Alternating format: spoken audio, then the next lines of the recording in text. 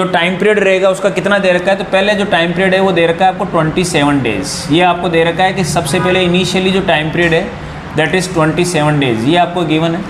अच्छा, अब इसमें होगा क्या क्या कॉन्सेप्ट लगेगा, तो नो डाउट इसमें दे रखा है कि एक्सटर्नल कोई भी फोर्स नहीं लगेगा, केवल रेडियस को बढ़ा दिया गया है, तो बाहर से ना कोई फोर्स लग रहा है ना कोई टॉर्क लग रहा है। इसका मतलब क्या हो जाएगा, अगर बाहर से कोई टॉर्क नहीं लग रहा है तो इसका एंगुलर मोमेंटम कंजर्व रहेगा। तो एंगुलर मोमेंटम कंजर्व रहेगा, एंगुलर मोमेंटम मतलब L, यानी कि L जितना इनिशियल रहेगा L उतना ही फाइनल रहेगा।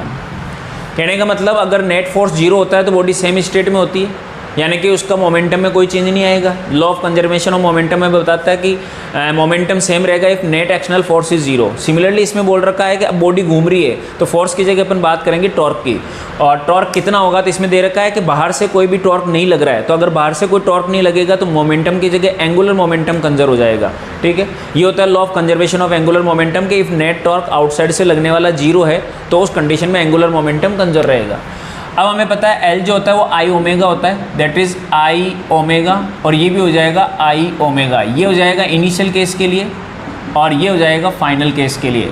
I जो होता है वो मोमेंट ऑफ इनर्शिया होता है, I मोमेंट ऑफ इनर्शिया, और ओमेगा जो होता है वो एंगुलर वेलोसिटी होगी। मोमेंट ऑफ इनर्शिया कितना हो जाएगा, तो moment of inertia solid sphere है तो उसका होता है 2/5 mr², 2/5 mr² multiply with omega कितना हो जाएगा 2π/t हो जाएगा, 2π/t इज इक्वल टू, फिर से अपन ने लिख दिया इधर इसका फाइनल मोमेंट ऑफ इनर्शिया, तो फिर से स्पेयर ही है 2/5 mr²।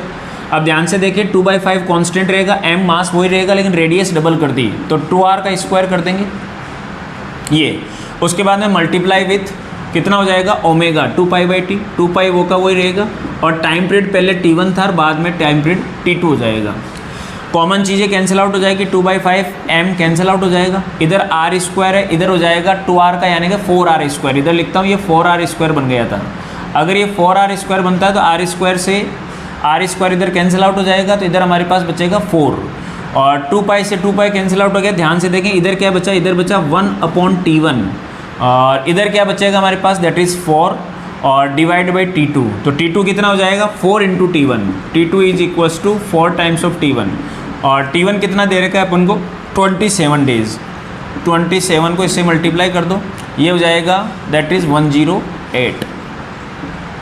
ये इसका करेक्ट ऑप्शन रहेगा। ये था क्वेश्चन नंबर 17। देखते हैं कौन सा ऑप्शन बनता है इसका। इसका ऑप्शन बन रहा है हमारे पास 4th ऑप्शन, करेक्ट वन।